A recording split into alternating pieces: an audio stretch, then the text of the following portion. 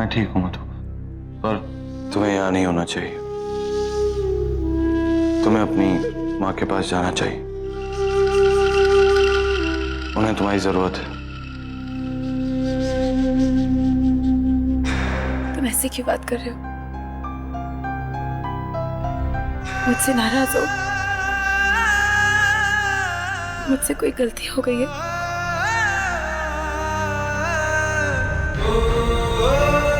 नहीं,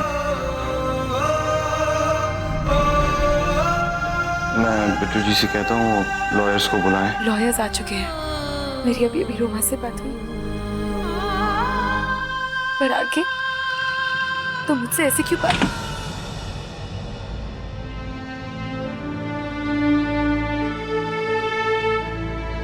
मधु, तुम्हारे परिवार को तुम्हारी इस वक्त बहुत जरूरत है। हाँ मधु, मेरी डॉक्टर से अभी बात हुई। उन्होंने कहा ऋषु को मैं घर ले जा सकती हूँ। मैं भी ऋषु को घर ले जाती हूँ और मैंने दीपाली से बात की है। वो घर पे सारी तैयारियां करके रख रही है। जाओ मत। पर आके मैंने कहा ना जाओ। जाओ, तुम्हारे परिवार वालों को तुम्हारी जरूरत है।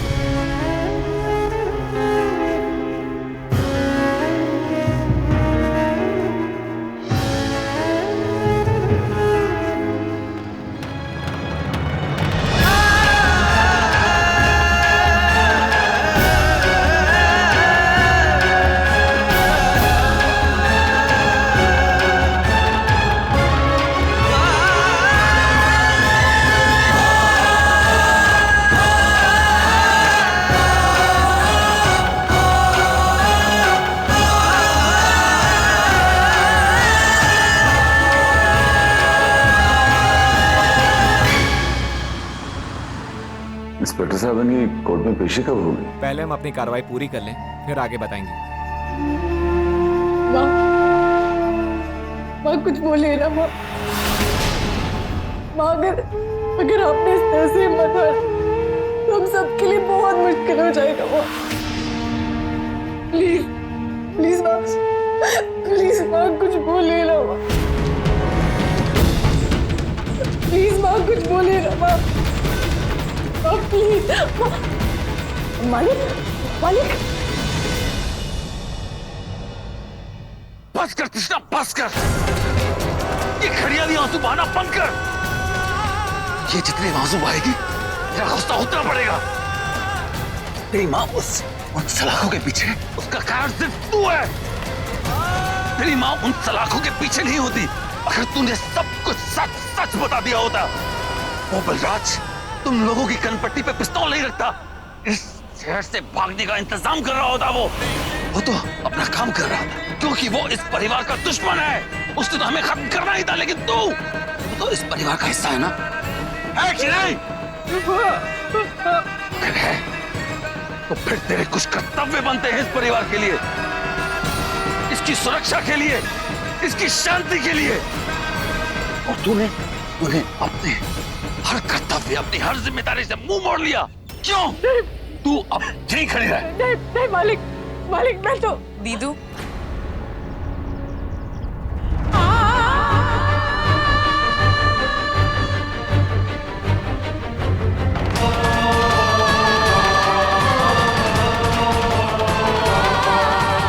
सब कुछ जानने के बावजूद तो चुप रही।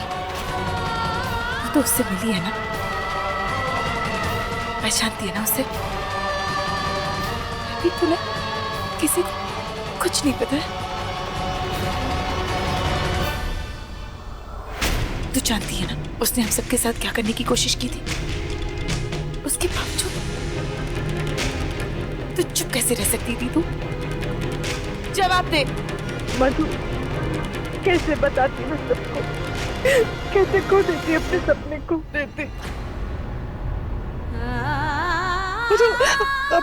अब तो ये सपना इतना पुराना हो गया कि मुझे तो याद भी नहीं है कि मेरी आखिरी बार ये सपने को कब देखा था। चुप कर दी। और दोबारा अपने सपनों के बारे में किसी से बात मत कर। तेरे सपने हमारे परिवार से बढ़कर है। नहीं, हाँ, तूने देखा है ना वो शैतान ने हमारे साथ क्या किया है। उसने तुझे मुझे माँ को जान से मार डालने की कोशिश की है। उसके बाद भी तूने सब कुछ छिपाया। सिर्फ तेरी गलती है और किसी की कोई गलती नहीं है इसमें। सब मेरी गलती है? ये सब कुछ मेरी गलती कैसे हो सकती है? और तो वो हम तक पहुंचा, मैं नहीं पहुंची उस तक, उसने हमें ढूंढा है। मैं नहीं पहुंची उस तक, तो मेरी गलती कैसे हो सकती है मधु? बिल्कुल सही कह रही है तू, तेरी कोई गलती नहीं है। गलती तो हमारे किस्मत की है कि उसने हमें ढूंढ लिया। तेरी गलती सिर्फ ये है कि सब कुछ जाने के बावजूद भी तूने लोगों से सारी बात छिपाई। खतरा सामने देखा लेकिन किसी से कुछ नहीं बोला। एक बार फिर उसने हम सबको जान से मार डालने की कोशिश की, पर तू चुप रही। और माँ के हाथों आज जो कुछ भी हुआ है ना, वो सब तेरी वजह से हुआ है। यही तेरी गलती है। सब मेरी गलती है मधु? हाँ, तो तेरे पति का क्या? आरके का क्या?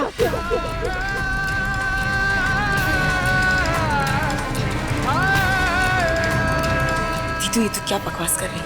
हाँ मधु, आरके बिना किसी को बताए मेरे लिए फिल्म प्रोड्यूस करना चाहता था। आरके बलराज चौधरी का हमारी जिंदगी में वापस लेकर आया है।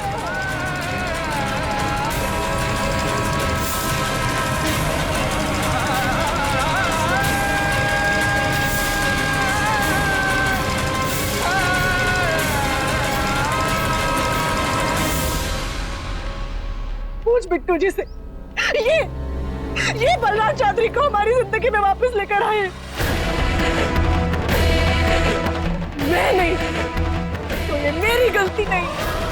मधु जरा सोच आके क्यों चुपचाप मेरे लिए फिल्म बनाना चाहता था, वो भी बलराज चौधरी के साथ। क्यों आरके ने ये कहा कि माहौर वाली की शादी करा दी जाए? उस पर भी सोच, आरके का कोई प्लान भी तो हो सकता है, बहुत बड़ा प्लान, ताकि बलराज चौधरी हमारी जिंदगी में वापस आ सके और वो अपनी जिंदगी में तबाही ला सके। सोच मधु, ऐसा भी तो हो सकता है ना?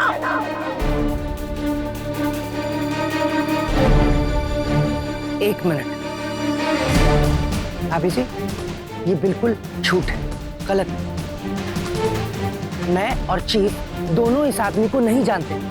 हमें नहीं मालूम था वो कहाँ से है, क्या है और आप लोगों से उसका क्या रिश्ता है। ये सच है। अच्छा, आप लोग कुछ नहीं जानते थे? जिस इंसान को आपने प्रोड्यूसर बनाया उसके बारे में आपने कुछ खोज खबर ही नहीं ली। बस बिट्टू जी, बस, मैं आपकी इस बात को बिल्कुल नहीं मानती हूँ। तू मुझ पर इल्जाम लगाने से पहले एक बार सोच, कहीं आग का सामान तेरे घर से तो नहीं था? सोच एक बार मधु, सोच। मुझे मेरी बात सुनिए, ये बिल्कुल गलत है। मेरा विश्वास कीजिए, ऐसा कुछ नहीं है।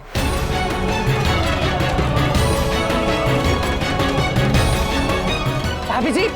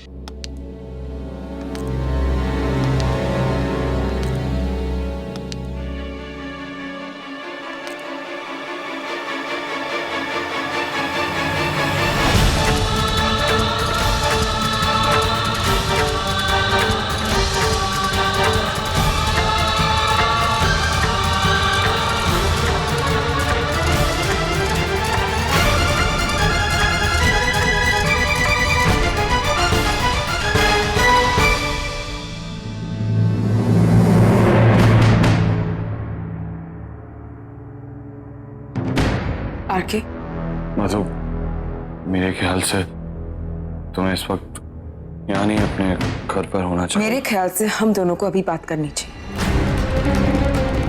मेरी तरफ देखो, मुझे तुमसे बहुत जरूरी बात करनी है, अभी और इसी वक्त।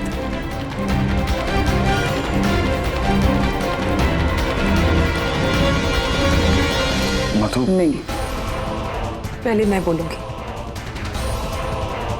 क्या तुमने बलराज चौधरी से कहा था कि वो दीदू की फिल्म प्रोड्यूस करे? मधु, शश्मी, मुझे इस बात का जरा नहीं, मेरे सवाल का जवाब नहीं। क्या तुमने बलराज चौधरी को कहा था कि वो दीदू की फिल्म प्रोड्यूस करे और तुमने मुझसे इतनी बड़ी बात छिपाई? हाँ, क्योंकि मैं कृष्णा की जिंदगी में सब कुछ ठीक कर देना चाहता था। उसे उसकी खुशी या उसका सपना देना चाहता था। मैं जानता था कि अगर तुम्हें यह पता चलेगा कि इस सब के पीछे मैं हूं तो तुम्हें बुरा लगे। और मैं जानता हूं कि जो कुछ भी हुआ उसकी बहुत बड़ी वजह मैं। पर मेरे इरादे गलत नहीं थे। पर मैं बता नहीं सकता कि मैं इतना बचता रहो, क्योंकि ये सब मेरी वजह से हुआ है ना। सारा दोष मेरा है।